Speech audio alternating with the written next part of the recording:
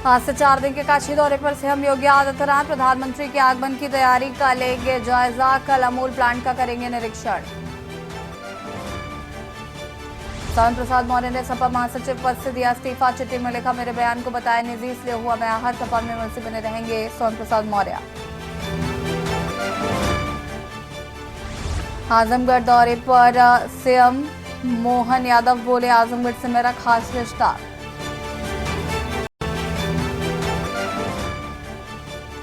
राज्यसभा चुनाव के लिए सपा उम्मीदवारों ने किया नामांकन। अखिलेश यादव और चाचा शिवपाल के साथ रहे मौजूद। पीडीए फॉर्मूले पर बढ़ी पार्टी। लोकसभा चुनाव से पहले यूपी में तबादला एक्सप्रेस। 3 आईपीएस 7 पीसीएस अफसरों के ट्रांसफर। 30 जनवरी को भी प्रदेश में 83 आईपीएस अधिकारियों के तबादले। बीजेपी नेताओं को पुलिस से बदसलूकी करना पड़ा महंगा। पुलिस ने हाथों में हथकड़ी डालकर निकाला जुलूस। इलाके में दहशत फैलाने और एमपी से बदसलूकी का आरोप। आप देख रहे हैं के न्यूज, खबरों का सारथी। नमस्कार, खबर उत्तर प्रदेश में आप सभी का स्वागत है। मैं हूं आपके साथ यशी शुक्ला। और इसी बीच आपको वाराणसी से खबर बता देते हैं। वाराणसी से खबर, मुख्यमंत्री योगी आदित्यनाथ का काशी दौरा। वाराणसी से खबर, 4 दिन के काशी दौरे पर पहुंचे सीएम।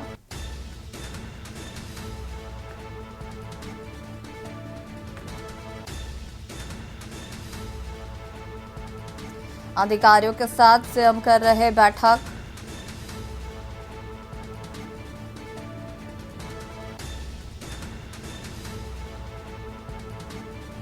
पीएम के दौरे से पहले तैयारियों को परखने पहुंचे हैं सीएम।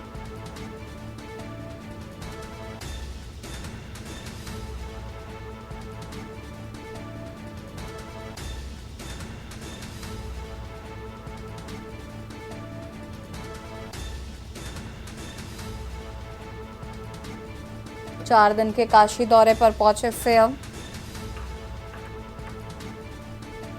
पीएम के दौरे से तैयारियां परखने पहुंचे। अधिकारियों के साथ सीएम कर रहे बैठक। 4 दिन के काशी दौरे पर पहुंचे सीएम। प्रधानमंत्री के दौरे से पहले तैयारियों का जायजा लेने के लिए पहुंचे सीएम।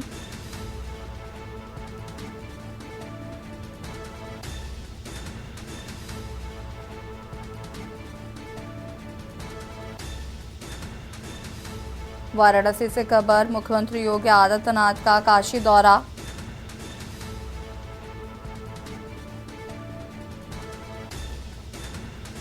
और इसी खबर पर ज्यादा जानकारी के लिए संवाददाता विकी डी हमारे साथ जुड़ चुके। विकी, क्या कुछ जानकारी है मुख्यमंत्री योगी आदित्यनाथ के दौरे को लेकर? बिल्कुल मेशी, आपको बता दें कि प्रधानमंत्री माफ कीजिएगा सूबे के मुखिया योगी आदित्यनाथ जो अपने 2 दिवसीय दौरे पर वाराणसी पहुंच चुके हैं। और वो वाराणसी पहुंचने के बाद जो है सीधे अमूल डेयरी तो वहाँ पे स्थलीय निरीक्षण किया। क्योंकि आपको बता दें आगामी 24 और 25 को प्रधानमंत्री नरेंद्र मोदी का भी वाराणसी दौरा है। रविदास जयंती के उपलक्ष्य में कई परियोजनाओं का शिलान्यास और लोकार्पण करेंगे, जिसके तैयारियों का जायजा लेने आज जो है मुख्यमंत्री योगी आदित्यनाथ वाराणसी पहुंचे हैं। और वहां से जो अमूल डेयरी पे वहां गए, प्लांट पे गए, वहां पे निरीक्षण किया। उसके बाद जो अभी की बात बता दें आपको, मुख्यमंत्री योगी आदित्यनाथ सर्किट हाउस में मौजूद है और तकरीबन 6 जिलों के विधायक भी वहाँ मौजूद है। इससे समीक्षा बैठक की जा रही है। चुनाव को लेकर, आगामी चुनाव को लेकर भी बैठक की जा रही है। तैयारियों की जायजा लेने के लिए भी यहाँ पे पहुंचे हैं और सभी को दिशा निर्देश दिए जाएंगे। क्योंकि 22, 24 और 25 को प्रधानमंत्री नरेंद्र मोदी का भी दौरा है इसके दृष्टिगत। और यहाँ से जो सीधे मुख्यमंत्री योगी आदित्यनाथ बाबा का दर्शन करने काशी विश्वनाथ जाएंगे और काल भैरव का दर्शन करेंगे और कल सुबह जो है वो लखनऊ के लिए रवाना हो जाएंगे। जी बहुत बहुत शुक्रिया आपका तमाम जानकारी साझा करने के लिए। अधिकारियों के साथ से हम कर रहे हैं बैठक।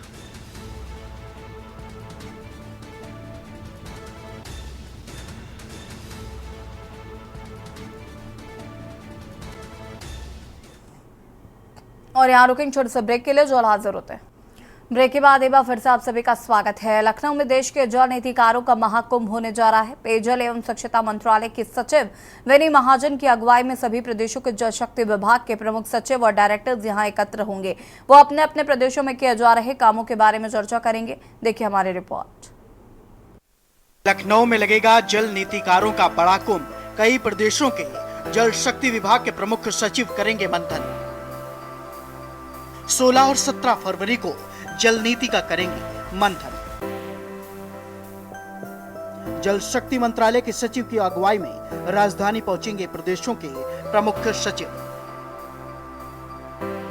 जल संरक्षण, जल वितरण और इससे जुड़ी नीतियों पर आम राय बनने की संभावना।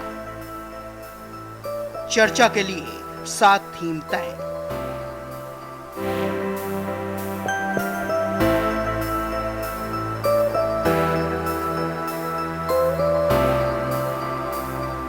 आपको बता दें कि चर्चा के दौरान जीवन स्रोत जल के संरक्षण के लिए नीति तैयार की जाएगी ताकि आने वाली पीढ़ियों को साफ जल मिले और जल का भंडार अक्षय रहे। वहीं यूपी सरकार इस कॉन्फ्रेंस में घरों तक नल से जल पहुंचाने की प्रक्रिया और उसके प्रबंधन के बारे में अपना रोड मैप प्रस्तुत करेगी। बता दें कि योगी सरकार बनने के बाद यूपी जल जीवन मिशन के देश भर में अगुवा बनकर उभरा है। यही वजह है कि योगी सरकार की अगुवाई में इस बार देश में सबसे बड़े जल सम्मेलन की मेजबानी का अवसर उत्तर प्रदेश को दिया गया है। 16 और 17 फरवरी को अलग अलग विषयों पर जल शक्ति विभाग की नीतियों पर विचार रखे जाएंगे।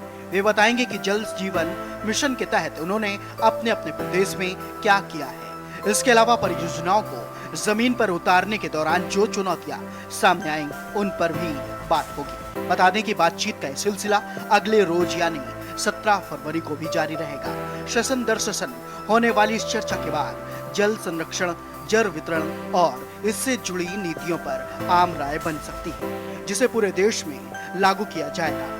यूपी में होने जा रही इस जुटान की एक और खास बात है कि इस बार इसके साथ स्वच्छ भारत मिशन पर भी चर्चा होगी। विशेषज्ञ स्वच्छ भारत मिशन और जल जीवन मिशन को एक साथ रखकर इसके विभिन्न पहलुओं पर चर्चा करेंगे। जल शक्ति विभाग द्वारा आयोजित इस समारोह में चर्चा के लिए 7 थीम तैयार की गई हैं। इससे पहले उद्घाटन के बाद वॉश यानी वाटर, सैनिटेशन और हाइजीन पर चर्चा होगी। सभी प्रदेशों के ब्यूरोक्रेट्स और इन विभागों से जुड़े दूसरे अधिकारी इन विषयों पर बातचीत के रास्ते किसी नीति की तरफ बढ़ेंगे, जबकि परिचर्चा के दौरान एक सत्र केवल इस दिशा में किए गए बेहतर कामों को साझा करने के लिए आरक्षित रखा गया है। इससे अभिनय प्रयोगों के बारे में लोग एक दूसरे के बारे में जान सकेंगे। बेहतर कामों को दूसरी जगहों पर भी लागू करने की राह इसी सत्र में खुलेगी।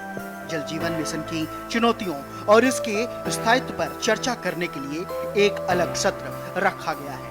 घरों तक नल से जल पहुंचाने की चुनौतीपूर्ण काम के बाद इसे बरकरार रखना भी एक चुनौती होगी। इस पर बातचीत ऑपरेशन एंड मेंटेनेंस के लिए आयोजित सत्र में की जाएगी। बता दें कि जल जीवन मिशन एक महत्वपूर्ण काम लोगों को कुशल बनाना भी है। इस मिशन के तहत किसी क्षेत्र में लोगों की कुशलता को विकसित किया जाएगा, जिससे उनके लिए रोजगार के साधन तो खुलेंगे ही, योजना की सफलता भी उसी पर निर्भर करेगी। इसके लिए कॉन्फ्रेंस के दूसरे दिन सत्र रखा गया है। जनता के फीडबैक और उनकी समस्याओं का फौरन समाधान कैसे होगा, इस पर सत्र के दूसरे दिन चर्चा की जाएगी। स्पेशल डेस्क, के न्यूज इंडिया।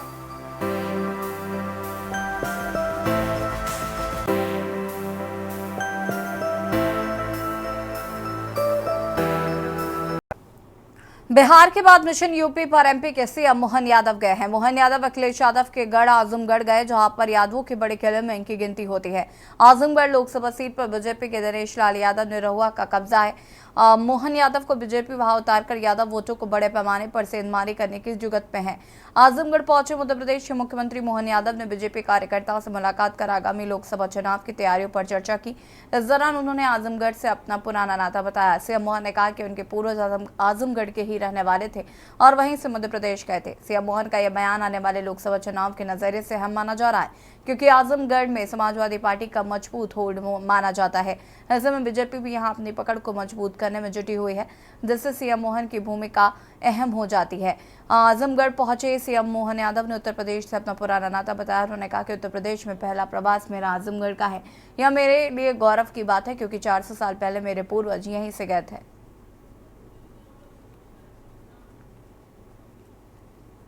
मुझे इस बात की प्रसन्नता है कि मैं भारतीय जनता पार्टी का अखिल भारतीय प्रवास कार्यक्रम के अंतर्गत आज आजमगढ़ में संगठन के कार्यकर्ताओं के साथ 3 अलग अलग बैठकों में शामिल हो रहा हूं। यशस्वी प्रधानमंत्री माननीय नरेंद्र मोदी जी की फिर एक बार मोदी सरकार, हम सब इसी के लिए कृत संकल्पित है। और कार्यकर्ता होने के नाते से मैं चाहे एक बड़े राज्य का मुख्यमंत्री भले ही हूँ, लेकिन मूल मेरा कार्यकर्ता भाव है। इस नाते से राष्ट्रीय अध्यक्ष जी ने हमारे कुछ प्रवास बनाए अलग अलग स्थानों पर जाने के। उसी सिलसिले में आज मैं आजमगढ़ यूपी में हूँ और मुझे इस बात की प्रसन्नता है कि हमारे अपने श्रेणी से कार्यकर्ता अपने अपने लोकसभा के अंदर जो उनकी जवाबदारी दी गई है, लोकसभा प्रभारी, लोकसभा संयोजक, जिला अध्यक्ष या अलग अलग श्रेणी के कार्यकर्ता, और मुझे जिस प्रकार का लक्षण दिखाई दे रहा है, मुझे अत्यंत प्रसन्नता है कि हमारा अपना उत्तर प्रदेश का भाजपा का संगठन बहुत कुशलता के साथ अपने जो उनको उत्तरदायित्व दिया है उसका निर्वहन कर रहा है। और खास हम सब देख रहे हैं कि उत्तर प्रदेश तो पूरे देश को लीड कर रहा है। अयोध्या के बाद जिस प्रकार का वातावरण दिखाई दे रहा है, यशस्वी प्रधानमंत्री के नेतृत्व में, उनके कर्तृत्व से जनता ने न केवल उनका दिल जीता है बल्कि सभी प्रकार के विकास की संभावनाओं के प्रतिमान बन के नरेंद्र मोदी जी का चेहरा सबके सामने आया है। इसलिए पूरे देश की लगभग 100 करोड़ से ज़्यादा की आबादी के मतदाता सब तय कर चुके हैं कि तीसरी बार फिर मोदी सरकार। मैं उम्मीद कर रहा हूं कि जिस प्रकार से समय चल रहा है आज के इस दौर में, निश्चित रूप से हमारे लिए पूरे चेतना और चैतन्यता के साथ हम अपने संगठन के कामों के साथ साथ जैसे लोकसभा चुनाव की घोषणा होगी, सभी राज्यों और सभी राज्य के कार्यकर्ता अपने अपने उद्देश्य की पूर्ति के लिए लगेंगे। मेरे साथ आज माननीय चौधरी जी और बाकी कार्यकर्ता यहाँ मौजूद हैं। मैं आपका भी अभिनंदन करता हूँ, चूँकि आजमगढ़ मेरा पहला प्रवास है और जब भी पार्टी जहाँ बुलाएगी हम सदैव तत्पर रहेंगे। और यहाँ रुकेंगे छोटे से ब्रेक के लिए, जो हाजिर होते हैं। ब्रेक के बाद एक बार फिर से आप सभी का स्वागत है। पीलीभीत में प्रधानमंत्री मोदी की लोकप्रियता को देखते हुए भाजपा से लोकसभा चुनाव लड़ने के लिए बड़ी तादाद में लोग सामने आ रहे हैं।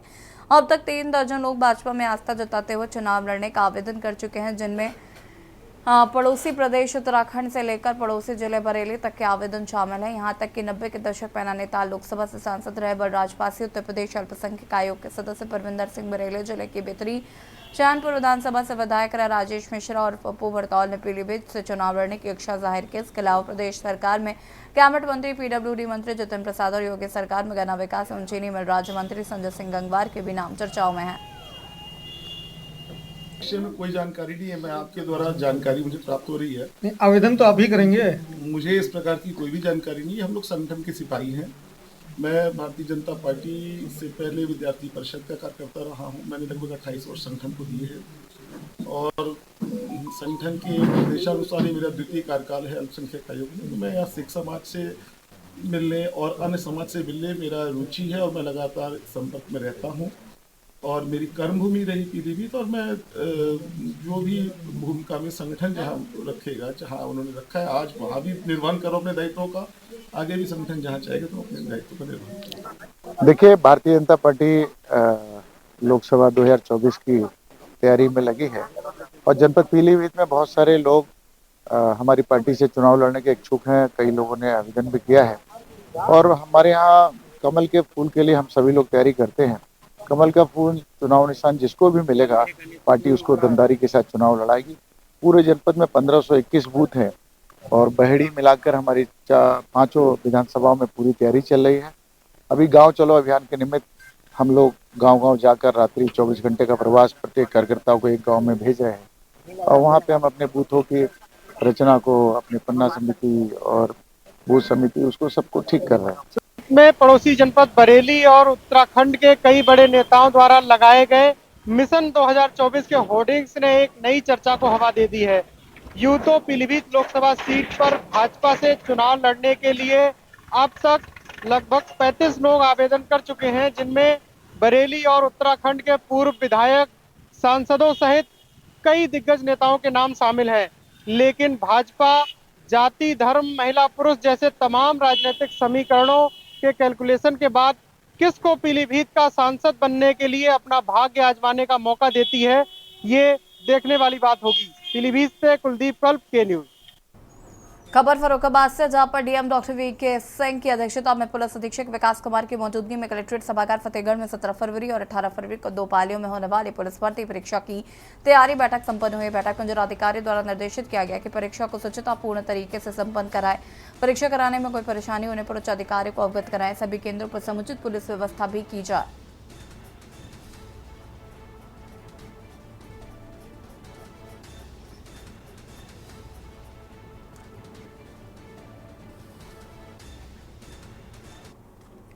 सोनभद्र से खबर, जहां पर पशु तस्करों को पुलिस ने गिरफ्तार किया। अंतर प्रांतीय पशु तस्करों को पुलिस ने किया गिरफ्तार। 4 सालों से पशु तस्करी की घटना को देते थे अंजाम। आरोपियों पर संबंधित धाराओं में मुकदमा दर्ज है। सोनभद्र के कोन थाना पुलिस ने आरोपियों की गिरफ्तारी की। थाना प्रभारी लक्ष्मण पर्वत द्वारा दी गई मामले की जानकारी। सोनभद्र से खबर, जहाँ पर पशु तस्करों को पुलिस ने किया गिरफ्तार।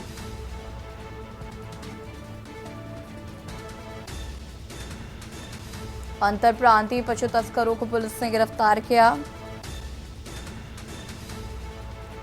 4 सालों से पशु तस्करी की घटना को देते थे अंजाम।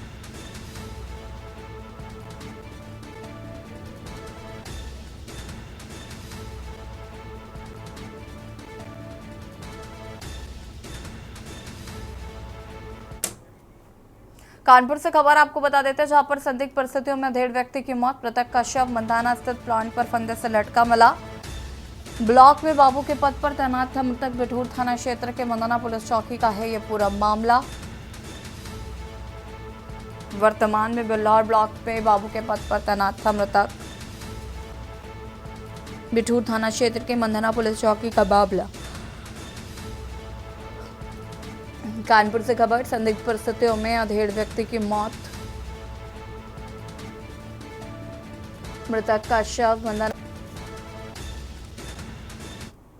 अमरोहा में हिट एंड रन का मामला आया सामने। कार चालक ने स्कूली बच्चों को मारी टक्कर। हादसे में एक बच्चे को आई गंभीर चोट। टक्कर मारने के बाद कार चालक मौके से हुआ फरार। घायल बच्चे को पुलिस ने अस्पताल में भर्ती कराया है। गजरौला थाना क्षेत्र के चौपला इलाके की घटना बताई जा रही है। हादसे में एक बच्चे को आई है गंभीर चोट।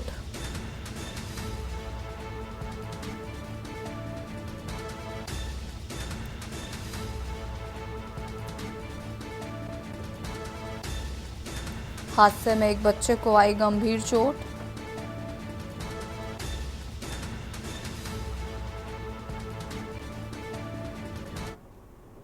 फर्रुखाबाद से खबर, जहां पर बिजली के बकायेदारों के काटे कनेक्शन। ग्रामीणों ने विभाग की टीम पर लगाया अभद्रता का आरोप। कर्मचारी मांग रहे थे मीटर सही कराने की मांग। नाम पर वैसे कोतवाली के प्रतौरा का ये पूरा मामला बताया जा रहा है।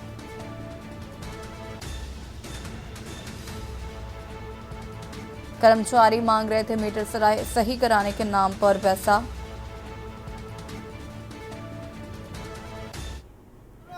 चेकिंग वाले आए थे जी बकाया वाले, जिसका कनेक्शन काट रहे थे। अच्छा, आपका बकाया था? नहीं, हमारे पास 10,500 रुपये बकाया था। अच्छा, जिसमें 7 तारीख को हमने 5,000 रुपये जमा करा। तो अभी कितना बकाया बाकी है आपको? 10,600 रुपये लग, वो 5,600 रुपये लगे। अच्छा, 5,600 तो बाकी है। फिर आज क्या हुआ? आज ये हुआ कि वो मीटर वाले आए तो उनसे हमने कहा कि अब तो कौन कौन नाम पता उनके जो आए थे? नाम नहीं, बस एक ही नाम खाली पता, कैप जो लगाए थे। अच्छा। फिर आगे क्या हुआ? उसके बाद में वो जो है कनेक्शन हमसे झगड़ा करने लगे। 1,000 रुपये हमसे मांगे। किस बात को? कि हमने तुम्हारा मीटर संभलवाया। अच्छा, मीटर उन्होंने संभलवाया। हमने कि हम खुद अपने फतेहगढ़ जाके आए, चढ़वा के आए, तुमने नहीं हमारा मीटर चढ़वाया। बस इसी बात पे झगड़ा होने लगा।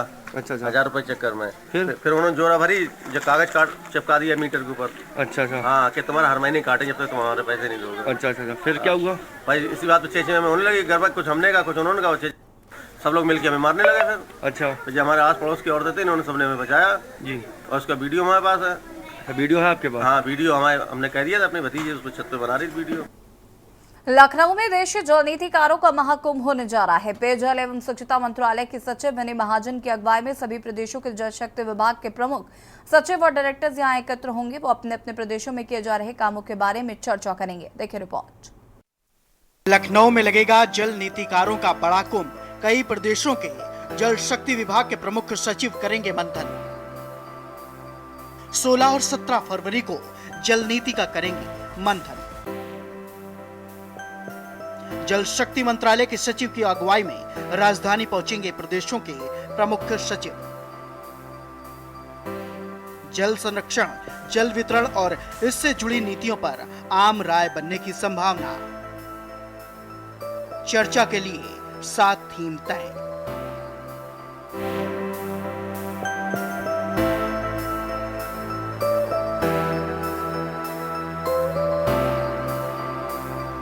आपको बता दें कि चर्चा के दौरान जीवन स्रोत जल के संरक्षण के लिए नीति तैयार की जाएगी ताकि आने वाली पीढ़ियों को साफ जल मिले और जल का भंडार अक्षय रहे। वहीं यूपी सरकार इस कॉन्फ्रेंस में घरों तक नल से जल पहुंचाने की प्रक्रिया और उसके प्रबंधन के बारे में अपना रोड मैप प्रस्तुत करेगी। बता दें कि योगी सरकार बनने के बाद यूपी जल जीवन मिशन के देश भर में अगुवा बनकर उभरा है। यही वजह है कि योगी सरकार की अगुवाई में इस बार देश में सबसे बड़े जल सम्मेलन की मेजबानी का अवसर उत्तर प्रदेश को दिया गया है। 16 और 17 फरवरी को अलग अलग विषयों पर जल शक्ति विभाग की नीतियों पर विचार रखे जाएंगे। वे बताएंगे कि जल जीवन मिशन के तहत उन्होंने अपने अपने प्रदेश में क्या किया है। इसके अलावा परियोजनाओं को जमीन पर उतारने के दौरान जो चुनौतियां सामने आएंगी उन पर भी बात होगी। बता दें कि बातचीत का सिलसिला अगले रोज यानी 17 फरवरी को भी जारी रहेगा। सेशन दर सेशन होने वाली इस चर्चा के बाद जल संरक्षण, जल वितरण और इससे जुड़ी नीतियों पर आम राय बन सकती है, जिसे पूरे देश में लागू किया जाएगा। यूपी में होने जा रही इस जुटान की एक और खास बात है कि इस बार इसके साथ स्वच्छ भारत मिशन पर भी चर्चा होगी। विशेषज्ञ स्वच्छ भारत मिशन और जल जीवन मिशन को एक साथ रखकर इसके विभिन्न पहलुओं पर चर्चा करेंगे। जल शक्ति विभाग द्वारा आयोजित इस समारोह में चर्चा के लिए 7 थीम तैयार की गई हैं। इससे पहले उद्घाटन के बाद वॉश यानी वाटर, सैनिटेशन और हाइजीन पर चर्चा होगी। सभी प्रदेशों के ब्यूरोक्रेट्स और इन विभागों से जुड़े दूसरे ऐसी नीति की तरफ बढ़ेंगे, जबकि परिचर्चा के दौरान एक सत्र केवल इस दिशा में किए गए बेहतर कामों को साझा करने के लिए आरक्षित रखा गया है। इससे अभिनय प्रयोगों के बारे में लोग एक दूसरे के बारे में जान सकेंगे। बेहतर कामों को दूसरी जगहों पर भी लागू करने की राह इसी सत्र में खुलेगी। जल जीवन मिशन की चुनौतियों और इसके स्थायित्व पर चर्चा करने के लिए एक अलग सत्र रखा गया है। घरों तक नल से जल पहुंचाने की चुनौतीपूर्ण काम के बाद इसे बरकरार रखना भी एक चुनौती होगी। इस पर बातचीत ऑपरेशन एंड मेंटेनेंस के लिए आयोजित सत्र में की जाएगी। बता दें कि जल जीवन मिशन एक महत्वपूर्ण काम लोगों को कुशल बनाना भी है। इस मिशन के तहत किसी क्षेत्र में लोगों की कुशलता को विकसित किया जाएगा, जिससे उनके लिए रोजगार के साधन तो खुलेंगे ही, योजना की सफलता भी उसी पर निर्भर करेगी। इसके लिए कॉन्फ्रेंस के दूसरे दिन सत्र रखा गया है। जनता के फीडबैक और उनकी समस्याओं का फौरन समाधान कैसे होगा, इस पर सत्र के दूसरे दिन चर्चा की जाएगी। स्पेशल डेस्क, के न्यूज इंडिया।